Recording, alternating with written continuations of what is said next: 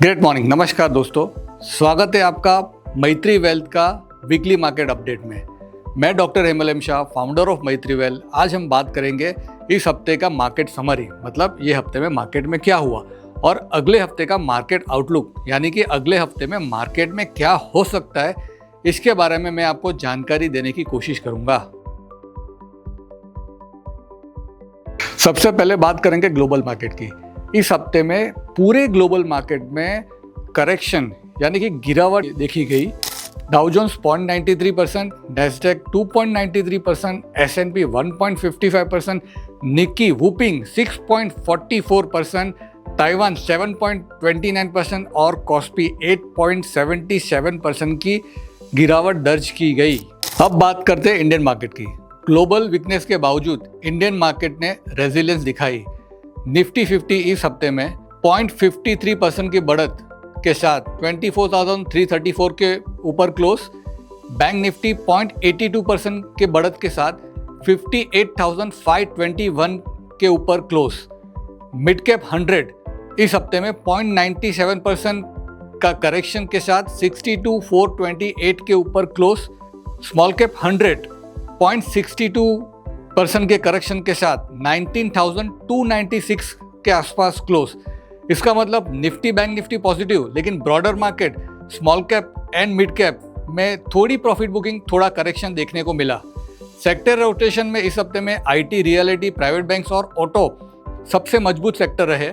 वहाँ metal, media और pharma में थोड़ी कमजोरी, थोड़ा करेक्शन देखने को मिला।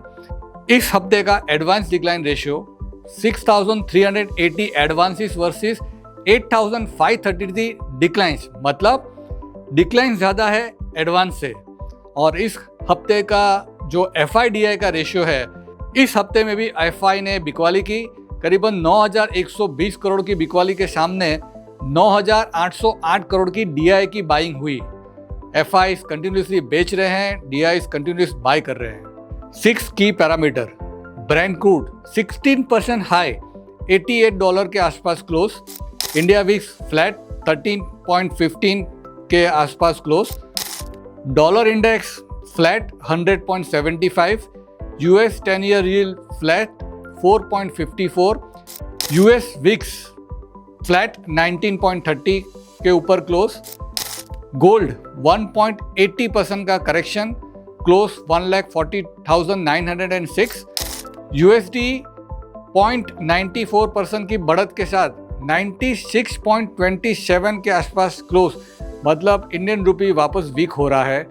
And India 10 year yield almost flat 6.76। This 6 parameters is almost little bit worsening because the crude is moving higher. अब बात करेंगे मार्केट आउटलुक, मतलब नेक्स्ट वीक में क्या हो सकता है। Trigger number 1, Reliance Industry Q1 रिजल्ट। रिलायंस इंडस्ट्री के Q1 FY27 के रिजल्ट उम्मीद से बेहतर आए हैं। जियो और ऑयल टू केमिकल बिजनेस में मजबूत ग्रोथ देखने को मिली। रिलायंस निफ्टी का सबसे ज़्यादा वेटेज वाला स्टॉक है, इसके लिए शायद निफ्टी को ये एक सपोर्ट दे सकता है। मार्केट सेंटीमेंट थोड़ा इससे पॉजिटिव बन सकता है।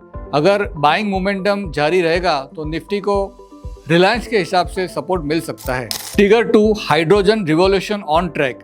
भारत की पहली इंडिजिनस हाइड्रोजन पावर ट्रेन केवल रेलवेज के लिए नहीं, बल्कि पूरे ग्रीन हाइड्रोजन इकोसिस्टम के लिए एक बड़ा कदम है। इससे hydrogen production, storage, fuel cell technology और क्लीन मोबिलिटी में बड़े निवेश आने की संभावना रहेगी। लॉन्ग टर्म में यह इंपोर्ट की डिपेंडेंसी कम करेगा, ग्रीन एनर्जी को बढ़ावा देगा और भारत की एनर्जी सिक्योरिटी को मजबूत करेगा। इस थीम का फायदा L&T, Reliance Industry, NTPC, BEL, Cummins India, Thermax जैसी कंपनियों को मिल सकता है। Trigger 3, 62,000 crore mobile manufacturer scheme. Cabinet द्वारा मंजूर 62,000 करोड़ की mobile phone manufacturing scheme Bharat के इलेक्ट्रॉनिक मैन्युफैक्चरिंग सेक्टर के लिए बड़ा गेम चेंजर साबित हो सकती है। इससे नए इन्वेस्टमेंट आएंगे, स्मार्टफोन मैन्युफैक्चरिंग बढ़ेगी, एक्सपोर्ट मजबूत होंगे, मेक इन इंडिया को नई रफ्तार मिल सकती है। लॉन्ग टर्म में इससे रोजगार, मैन्युफैक्चरिंग कैपेसिटी और भारत की ग्लोबल सप्लाई चेन में हिस्सेदारी बढ़ने की संभावना है। इस थीम में डिक्सन टेक्नोलॉजी और सिरमा एसजीएस टेक्नोलॉजी जैसे ईएमएस स्टॉक में ज़्यादा इन्वेस्टमेंट आ सकता है। ट्रिगर 4, ट्रिगर 4 के ये रीज़न मार्केट आउटलुक में मार्केट को नियर टर्म करेक्शन में ला सकते हैं। फर्स्ट, ईरान यूएस टेंशन लगातार बढ़ रही है, जिसके वजह से क्रूड वापस $88 पर बैरल के साथ पहुंच गया है। अगर ऑयल प्राइसेस और बढ़ते हैं तो इन्फ्लेशन वापस दबाव में आ सकता है। मार्केट सेंटीमेंट पर भी इसकी नेगेटिव असर पड़ सकती है। 2, निफ्टी और बैंक निफ्टी दोनों अपने important near term resistance zone पे आ रहे हैं। Nifty resistance 24,600 and bank Nifty 58,800 के करीब है। यह लेवल पर प्रॉफिट बुकिंग देखने को मिल सकती है।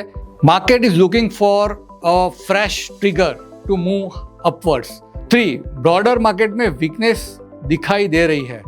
सेलिंग प्रेशर बढ़ रहा है और मिड कैप और स्मॉल कैप में करेक्शन और प्रॉफिट बुकिंग दिख रही है। 4, मॉनसून डेफिसिट।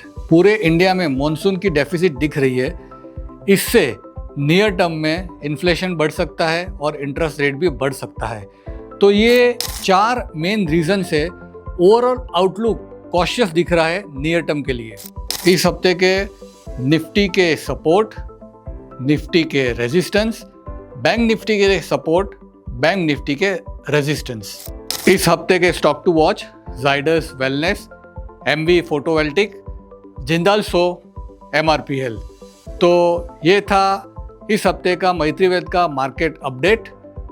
अधिक जानकारी के लिए हमें फॉलो करिए और याद रहे, इन्वेस्टेड रहे, इन्फॉर्म रहे। Thank you.